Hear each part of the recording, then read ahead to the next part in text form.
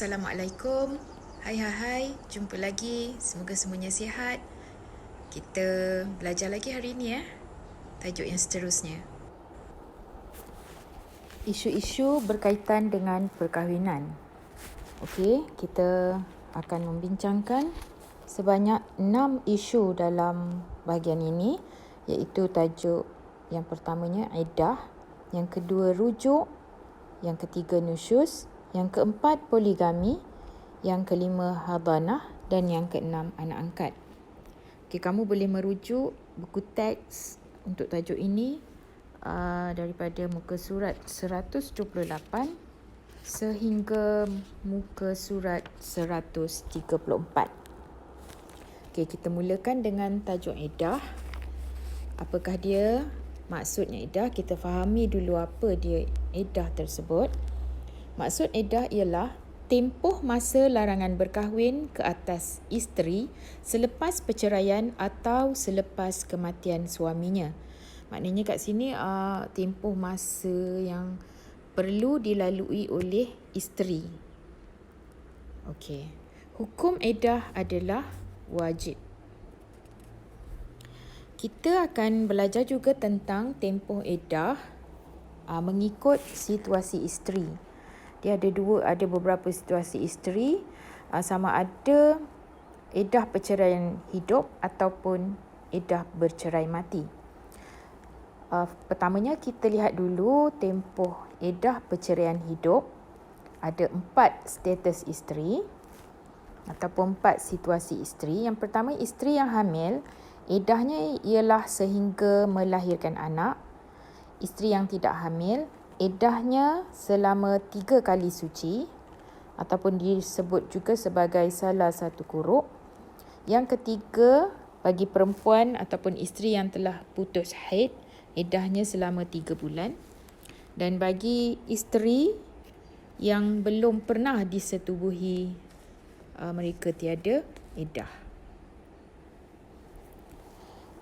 Tempoh iddah bagi isteri yang kematian suami, isteri yang sedang hamil hingga melahirkan anak, sama juga macam bercerai hidup. Okey. Isteri yang tidak hamil, tempoh iddahnya ialah 4 bulan 10 hari. Isteri yang telah putus haid, iddahnya 4 bulan 10 hari. Dan isteri yang belum disetubuhi juga sama, iaitu iddahnya selama 4 bulan 10 hari. Jadi dalam tempoh ini, isteri tersebut dia ada beberapa perkara yang dilarang sepanjang mereka berada di dalam tempoh iddah. Kita lihat apakah dia larangan-larangan semasa iddah. Okey, yang pertamanya menerima pinangan lelaki secara terang atau kiasan. Jadi tak boleh, dilarang. Okey, larangannya ialah menerima pinangan lelaki secara terang atau kiasan. Yang keduanya, keluar daripada rumah yang disediakan oleh suami kecuali untuk keperluan yang dibenarkan oleh syarak. Yang ketiga, berhias diri kecuali bagi wanita yang dalam iddah talak raj'i. Jadi dia boleh berhias tu adalah tujuan berhias untuk suami dia. Kenapakah ada larangan-larangan semasa iddah ni? Dia ada hikmah dia sebenarnya di dalam Islam. Apa saja yang telah ditetapkan oleh Islam, dia ada hikmah-hikmahnya. Di antaranya ialah untuk menjaga kehormatan wanita yang bercerai dengan suami. Yang kedua, supaya tidak timbul perbuatan fitnah ke atas wanita. Bukti masyarakat menghormati wanita walaupun tidak bersuami. Dan yang keempat, menunjukkan Islam memuliakan kaum wanita dalam semua perkara. Dan kita tengok pula hikmah iddah secara umum. Kenapa iddah ni diharuskan ataupun disyariatkan. Yang pertamanya, untuk memberi peluang kepada suami isteri untuk rujuk kembali. Okey. Untuk memberi peluang kepada suami merujuki isterinya setelah diceraikan. Mungkin masa bercerai tu tak fikir panjang, tapi bila dah berpisah tu, mungkin timbul pula penyesalan. Jadi ada masa je kan. Islam memberi masa untuk suami isteri itu berfikir. Jadi suami itu berpulang untuk merujuk isterinya kembali. Yang keduanya, sebagai masa berkabung bagi isteri yang kematian suami. Ini dah bagi yang kematian suami. Yang ketiga, memberi peluang kepada isteri menenangkan fikiran dan membuat persediaan untuk memulakan hidup baru, untuk memastikan rahim wanita itu bersih dan bebas daripada benih bekas suaminya. Sebab tu ada masa-masa ataupun tempoh yang tertentu diberikan mengikut situasi masing-masing. Memberi penghormatan kepada isteri yang diceraikan untuk mendapat perlindungan sementara sebelum meneruskan kehidupannya dengan lelaki lain. Jadi sebab tu iddah tu sebenarnya dia masih lagi di bawah tanggungjawab suami. Dia tak boleh lepaskan isteri dia sepenuhnya walaupun telah bercerai. Kemudian kita pergi pula kepada tajuk yang kedua, iaitu rujuk. Rujuk ini bermaksud hak suami untuk menyambung kembali ikatan perkahwinan dengan isteri yang diceraikan dalam tempoh iddah. Hukum rujuk ialah harus. Okey, kita lihat macam mana nak tahu nak merujuk isteri ni kan. Contoh lafaz rujuknya. Suami berkata kepada isteri, "Aku rujuk engkau kembali." Dalam tajuk rujuk, dia ada syarat-syarat sebenarnya. Dalam buku teks, anda boleh tengok dalam spektrum ilmu syarat-syarat rujuk. Yang pertamanya, dengan kerelaan sendiri, iaitu kerelaan suami itu nak rujuk. Yang kedua, bukan perceraian secara fasah ataupun khuluk. Sebab perceraian secara fasah tak boleh rujuk. Kalau nak kembali kepada isteri, hendaklah dengan cara berkahwin semula dengan akad dan mahar yang baru. Kemudian bukan cerai talak 3. Okey. Yang keempat, isteri masih dalam tempoh iddah. Yang kelima, ada lafaz menunjukkan rujuk seperti suami berkata kepada isteri, "Abang rujuk Siti kembali." Okey, itu dia syarat-syaratnya. Tajuk yang seterusnya iaitu di muka surat 130. Kita lihat pula tentang nusyuz. Maksud nusyuz, keengganan isteri mentaati perintah suami. Hukumnya adalah haram.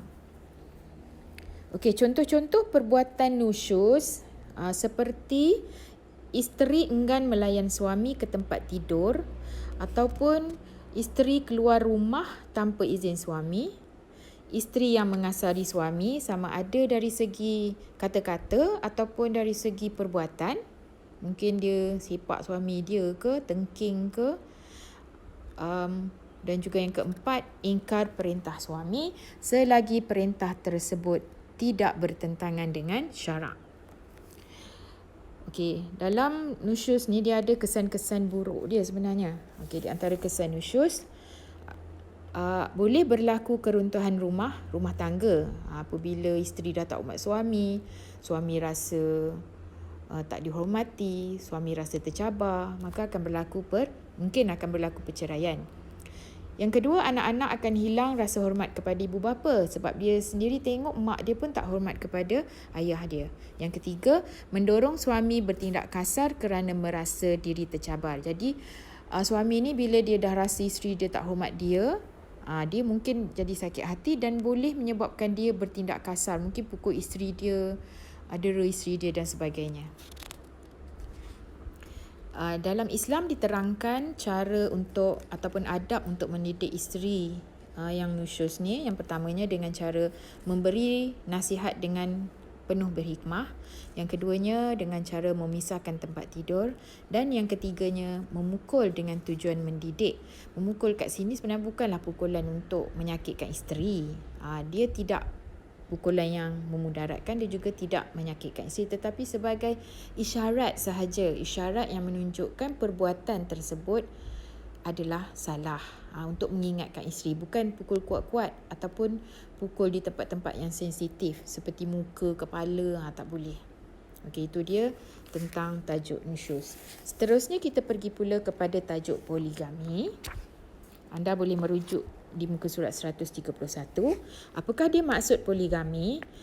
Maksud poligami ialah lelaki yang beristeri lebih daripada satu dalam satu masa. Hukumnya adalah harus. Tapi keharusan berpoligami itu hendaklah apabila memenuhi syarat-syarat ataupun ada kelayakan-kelayakan tertentu.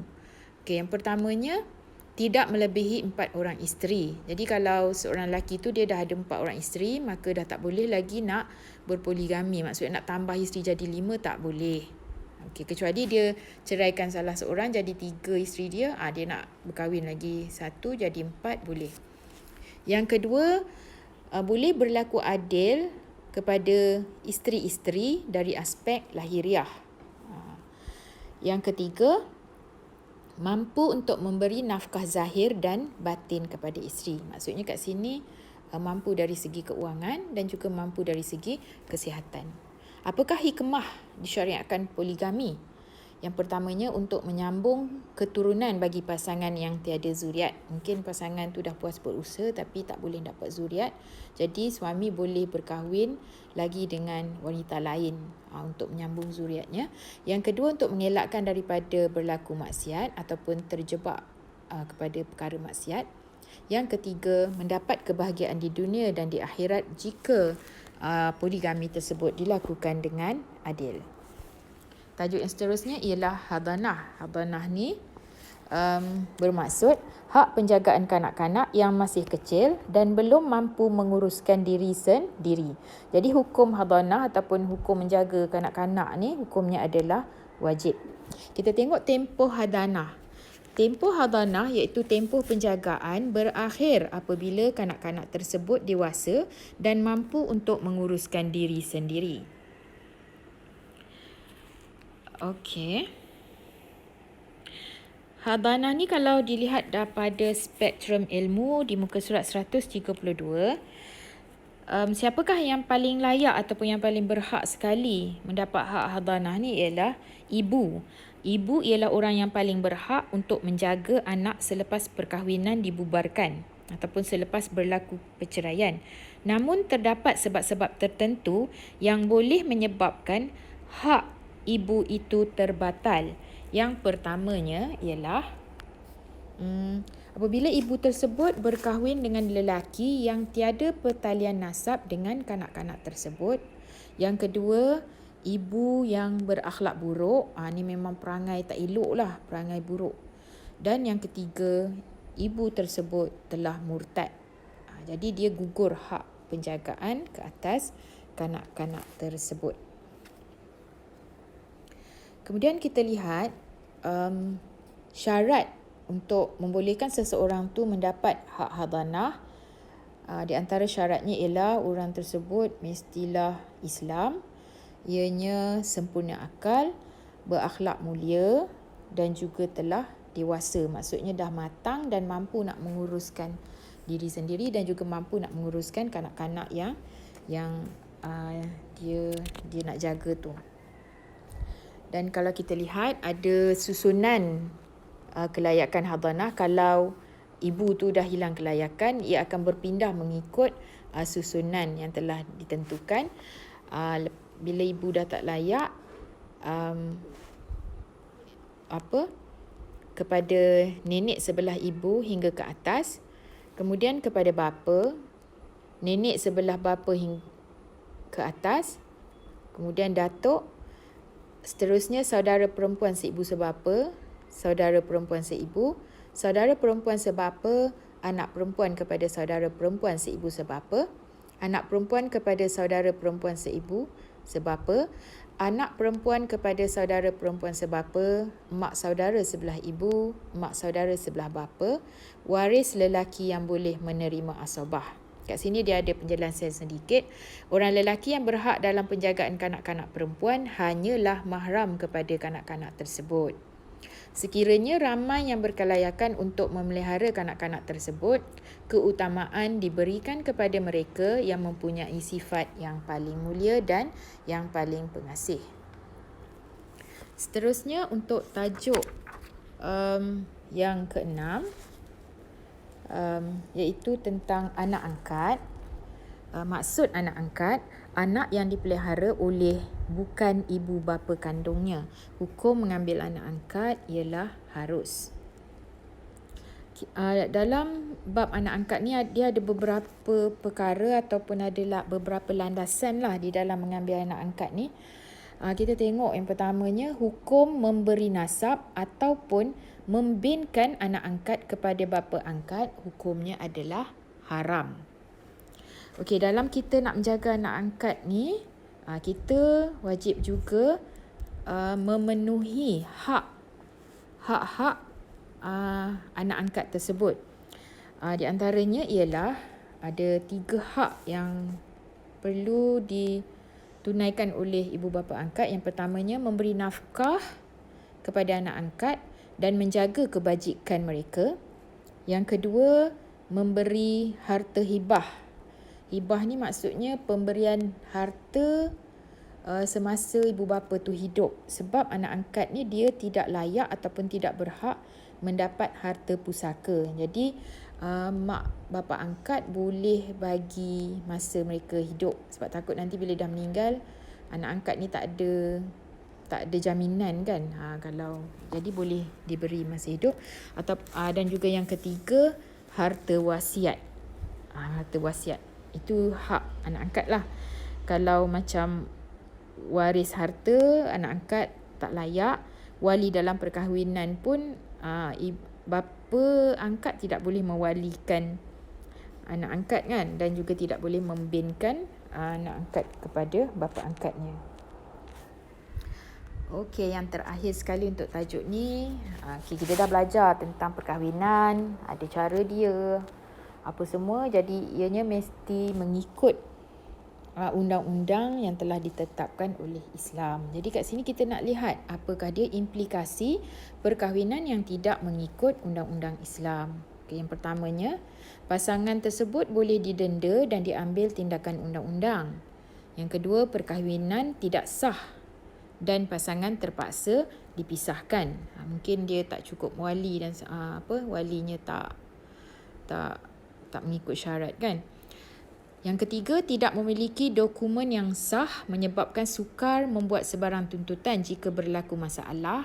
Ni kalau masalah dalam rumah tangga lah nanti. Yang keempatnya, sukar mendaftarkan kelahiran anak untuk mendapat sijil kelahiran. Sebab nak daftarkan sijil kelahiran mesti ada surat nikah yang sah daripada Jabatan Agama setiap negeri. Kalau tak ada, tak sukar untuk mendaftarkan kelahiran anak-anak. Jadi kesimpulannya kat sini, apa saja maksudnya dalam bab perkahwinan ni dan apa sajalah dalam kehidupan kita ni mestilah berteraskan kepada undang-undang Islam. Jadi untuk itu dulu penerangan Ustazah pada hari ini. InsyaAllah kita akan jumpa lagi. Semoga anak-anak semua faham tajuk yang kita belajar pada hari ini. Jumpa lagi. Assalamualaikum.